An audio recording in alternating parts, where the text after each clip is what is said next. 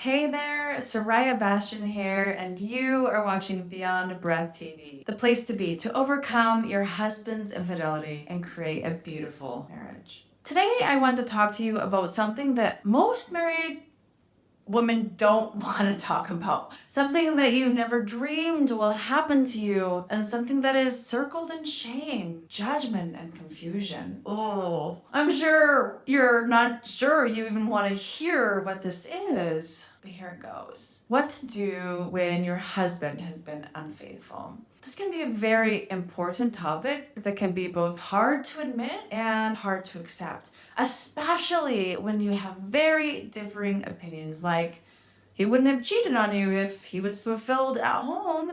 Once a cheater, always a cheater. After infidelity infiltrates your marriage, it's over. And his cheating tells you what he's chosen. It's time to move on. And finally, where's your self-respect, girl? You staying in your marriage tells him it's okay to keep cheating. These myths and sayings probably get you thinking, I must not be good enough, or he wouldn't have done this. And he cheated once, he'll probably cheat again. And why am I still here?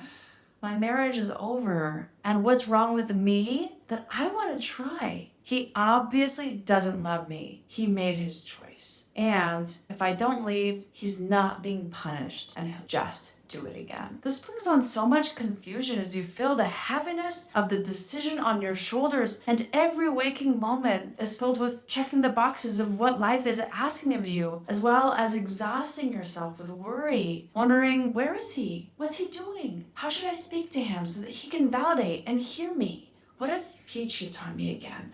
What do we do to fix this? And how do we move on? Now, for the record, these thoughts are completely normal. And as crazy as you might feel, let me assure you, you are not. And also, I very well know that you do not want to live in this crazy space. So today I'm going to share with you what to do when your husband has been unfaithful. I've seen this question come across a lot lately, and I guarantee you, even if you aren't sure your husband is cheating on you, this will help you find some clarity and peace of mind. With that being said, let's get into the details. The thing I want to share with you is you have to clear your emotional trauma first.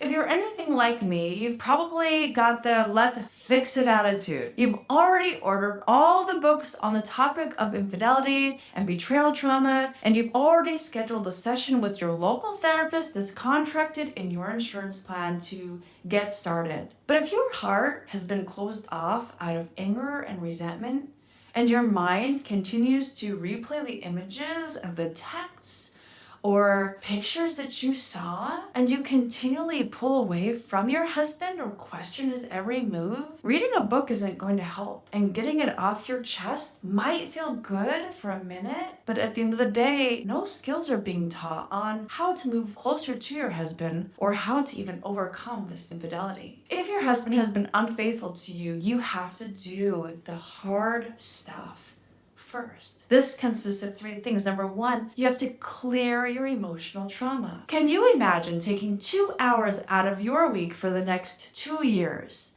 sitting in a therapist's office, learning the whys, hows, and whats of how you got to this place in your marriage, only to be reeling inside, whispering snide comments in the back of your mind, being sarcastic and rolling your eyes, and truly, sincerely just wanting to curl into the fetal position and cry as you feel your heart break over and over again. Can you imagine going home in awkward silence, unsure of what to do, what to say, or how to act, feeling more triggered, replaying fresh visuals, and needing to go home to your daily tasks? Maybe you've already experienced this, and the reason I can speak to this so well is because I have experienced it too. The first thing you have to do after you find out your husband has been unfaithful is clear your emotional trauma that has infiltrated your body. This means you have to overcome the anger, resentment, and the constant fear of him doing this again. This means you have to overcome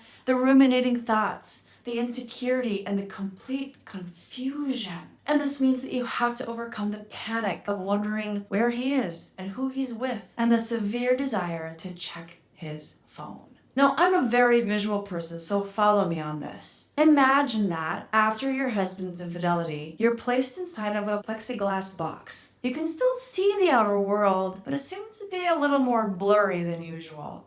Images aren't as clear, words aren't heard as directly, and feelings and information from others hit the plexiglass and bounce off, unable to be absorbed into you. And inside of this box, you feel trapped. You don't know what happened to you, but you're not the same. The images bounce around of him and her inside of this box, and because they have nowhere to go, you see them over and over and over. You're scared because you don't know how to get out of this box, but also you're not sure you want to get out of this box because as much as you hate it, it feels safe. This is why the very first thing you have to do is clear your emotional trauma. As scary as it sounds, you have to learn how to remove this protective plexiglass from around your body. The second thing that you have to do is what we call create. After the box has been removed and you've temporarily re-entered real life, it can feel very scary. Your fine motor skills for the past however many months or years you've been living in the box were strengthened in the area of hypervigilance, worry, fear, panic, and anxiety. The muscle memory there is very strong and it's very easy to slip back right into that box. So you have to create new fine motor skills to hold you in the place of pleasure, happiness, trust, peace, self-confidence, certainty, and safety, so that that becomes who you are. Finally, the third thing you have to do after you find out about your husband's infidelity is connect. I have worked with many clients over the years and have seen many couples survive this horrible nightmare, and I have seen many couples call it quits. The difference between these couples? Well, the ones who survived reconnected in a brand new way. Both of them bringing their healed selves into the marriage to build a marriage that they are both proud of. There is a way to do this that is so whole and so beautiful and so real that these couples thrive. Now, I know you want a magical pill to fix this right now, but it's just not possible. But what is possible is creating a beautiful marriage after infidelity. It is possible to leave behind the panic and the worry and the fear and to live a life of clarity, of peace, and of love. So now I'd like to hear from you. What have you done so far to heal your marriage after your husband's infidelity? And what symptoms are you still experiencing? Please tell me in the comments below. And then be sure to head over to sorayabastian.com and subscribe to become a Beyond Breath Insider.